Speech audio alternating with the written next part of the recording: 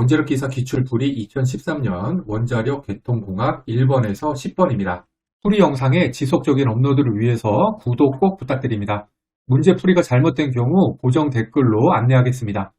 댓글을 통해 추가적인 문제 풀이 해설은 하지 않습니다.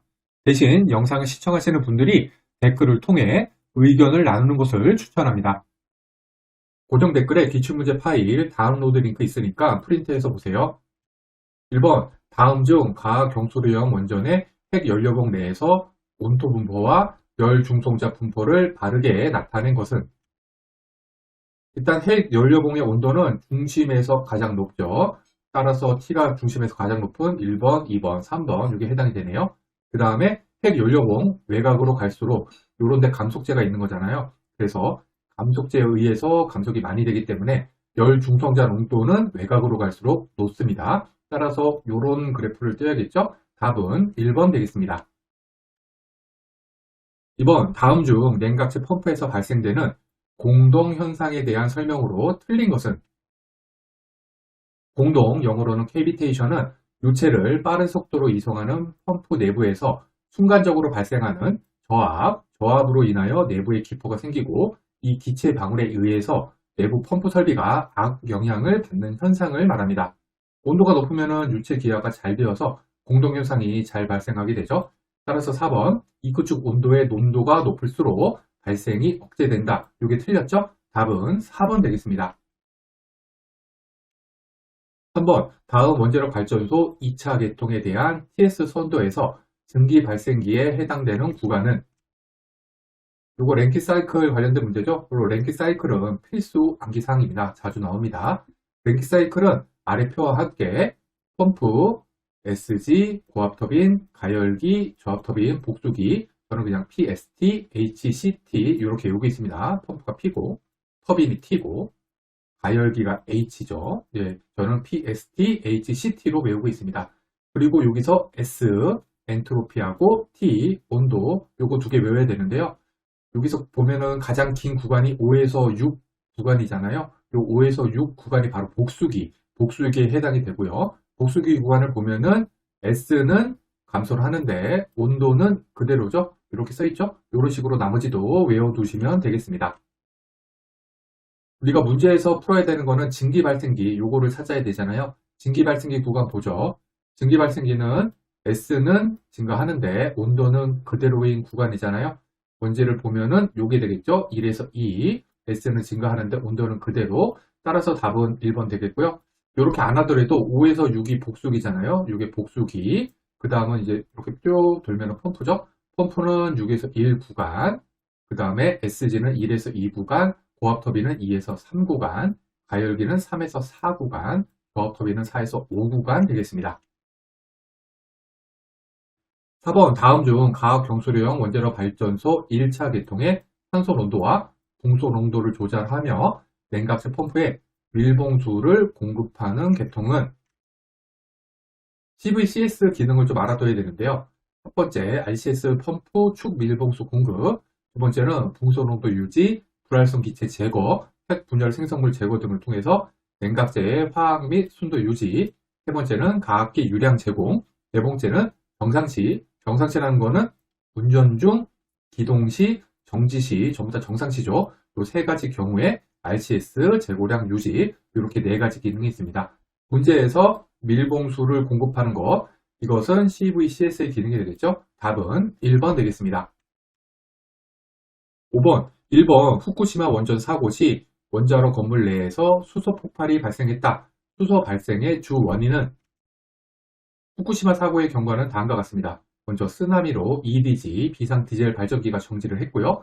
이걸로 인해서 핵연료 저장조 냉각계통이 작동을 안 하는 기능 상실이 발생했고, 이렇게 냉각이 안 되다 보면은 핵연료 저장조 온도가 상승을 해서 핵연료가 노출이 되고 수소가 발생을 하고 결국엔 폭발한 사고가 됩니다. 즉, 수소 같은 경우에는 냉각제 감소로 노출된 연료 피복제가 수증기하고 반응해서 발생을 했습니다. 답은 1번, 냉각제 상실로 고온의 수증기가 연료 피복제와 산화 반응하여 발생. 1번 되겠습니다. 6번, 다음 중 열역학적으로 발전소 2차 계통의 열 효율을 높일 수 있는 방법이 아닌 것은? 2차 계통의 열 효율을 높이는 방법, 이거 외워두셔야 되는데요. 먼저 SG 내에서의 압력을 높이고 온도를 높이면 됩니다. 이때 SG에서의 물성은 터빈 입구에서의 물성하고 같습니다. 앞선 랭킨 사이클 순서 다시 한번 생각해 보시고요.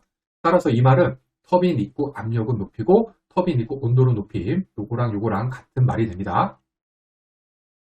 두 번째는 SG로 유입되는 급수의 압력은 낮추고 온도는 낮추고 습분은 낮추는, 이때 습분 낮추기 위해서는 제열기 설치하면 됩니다. 요건데 SG 유입되는 급수의 물성은 터빈 출구 혹은 복수기에서의 물성하고 같기 때문에 이 말은 뭐랑 같냐면 터빈 배출 압력 혹은 복수기는 낮추고 터빈 출구 온도는 낮춤하고 같습니다. 마지막 세 번째는 증기유량 증가가 있습니다. 따라서 1번 복수기 압력은 높인다. 이거 아니죠. 복수기 압력은 낮춰야 되죠. 1번이 틀렸습니다. 7번 다음 중 경수료용 원자로의 운전 중 핵연료봉 손상 유무를 확인하는데 일반적으로 사용하는 방법이 아닌 것은? 핵연료 건전소 확인 방법은 출력 운전 중 하고 정지 후 두 개로 구분해서 외워두셔야 되는데요. 출력 운전 중에는 냉각제내 아이오데인, 할로겐 원소죠. 그다음에 크리톤이랑 제논, 불활성 기체죠. 세슘, 알칼리 금속이죠. 요거 방사능 분석하는 방법이 있고요. 전베타 감마 측정, 요거는 전 방사능 분석이라고도 합니다. 이 방법이 있고 마지막으로는 지발 중성자 검출 방법이 있습니다. 이 중에서는 세슘 방사능 분석이 가장 효과적인 방법입니다. 정지 후에는 초음파 검사 방법, 정밀 검사 방법이라고 부르는데 요걸로 건전성을 확인할 수가 있습니다.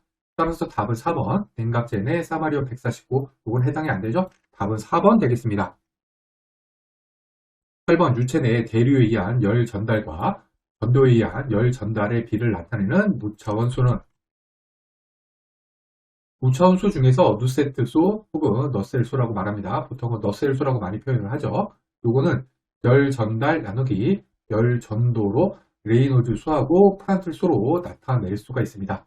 따라서 대류에 의한 연전달이랑 전도 요거 두 개 나타내는 거는 너셀수, 누세트수 답은 2번 되겠습니다.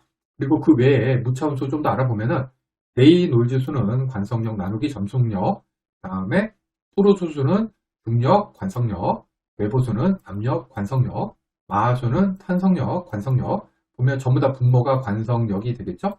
그래서 저는 후, 외, 마, 중, 압, 탄, 광 이렇게 그냥 외워뒀습니다. 이거 자주 안 나오는데 혹시 몰라서 암기가 안 돼 있으면 무조건 틀리잖아요.